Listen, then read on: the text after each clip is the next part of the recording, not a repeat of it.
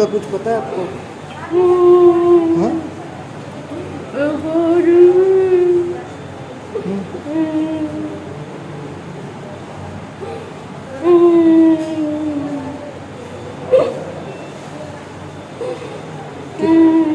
किधर मारा धक्का?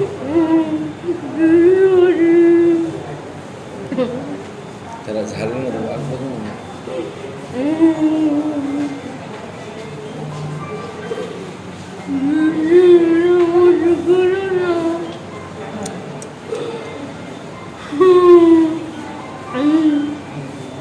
काय विषय आहे नेमकं, काय झालंय?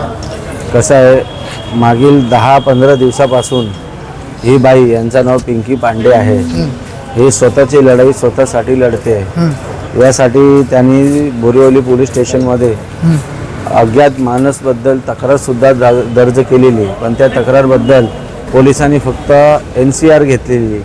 त्यानंतर त्याची दखल त्यांनी महिला आयोगाला दिली आणि महिला आयोगाला त्याची दखल एकदम सन्मानपूर्वक वाटली. तर त्यांनी तिकडचे पोलीस स्टेशन किंवा तिकडचे ACP साहेबांचा संपर्क केला. त्या संदर्भात त्यांना तिकडे मग FIR दर्ज झाली. पण माझ्या हिशोबाने ती FIR फक्त नावापुरताच आहे.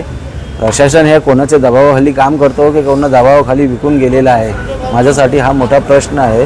का FIR होऊन 2 महिनेसुद्धा झालेले आहेत, पण कुठलाही एक ठोस पाऊल पोलिसांनी उचललेला नाही आहे. याचा अर्थ एवढाच आहे की समोरची पार्टी या तर मोठे बिग शॉट पार्टी असेल किंवा त्यांनी चांगला पैसे दिला असेल. काय घटना काय घडली होती? घटना ही होती की हे मागील 5 वर्षापासून आपण बघतो, एखादा तालुक्यामध्ये एखादा मोठा सण असतो किंवा जास्त पब्लिकेशन असते, मग तिकडे काय आपल्याकडे पोलीस प्रशासन किंवा ट्रॅफिककडे एवढा फोर्स मेन पॉवर नसतो.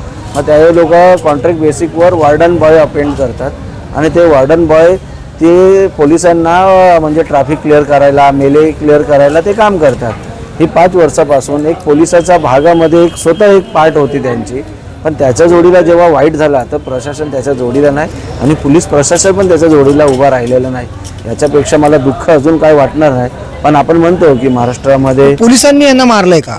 आता याचा असा आरोप होता की ही पोलीस स्टेशनमध्ये बसून जेव्हा आपला स्वतःचा व्हिडिओ बनत होती, मला तर कायद्याच्या अंतर्गत एवढी माहिती आहे की एखादा जेव्हा डिफेन्सचा काही विषय असतो तेव्हा आपण किंवा एक सिक्युरिटी असते कोणाबद्दल देशाबद्दल, तेव्हा आपण व्हिडिओ काढू शकत नाही.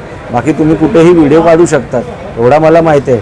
पण ती व्हिडिओ काढत होती तिकडे एखाद्या पोलीस महिलांना त्यांना वाटला ही चुकीचा करते किंवा माझे स्टारला त्रास होणार, मग त्यांनी त्याला तिकडे बोलवला, वर घेऊन गेला आणि त्याला मारला, असा ही आणि स्पष्टपणे यांनी आरोप केलेला आहे. आता याच्यामध्ये आता तिच्याबरोबर काय झालंय? आता बघा, आम्ही विरारला होतो, नालासोपाराला ही स्टेशनवरून उतरली, बोलते की 4 माणसापैकी 1 माणसाने मला धक्का मारला आहे, मला त्रास झाला आहे. त्यानंतर मी पटकन विरारवरून नालासोपारा पोलीस स्टेशनला गेला. पोलीस स्टेशनमध्ये याला वर खाली करत होते, मग तिकडे आपले साहेब होते, त्यांच्याशी चर्चा केली. त्यानंतर त्यांनी MLCसाठी पाठवलं आहे. आता MLC नंतर रिपोर्ट आलेली आहे. पुढची पाऊल पोलीस स्टेशन काय करते मला बघायचं आहे नालासोपारा. आणि मला या खाकीवर लय विश्वास आहे की कुठल्याही दबावावर नसून हे एकदम स्पष्ट आणि पारदर्शक रिपोर्ट हे आपल्यासमोर आणणार, एवढीच विनंती करतो.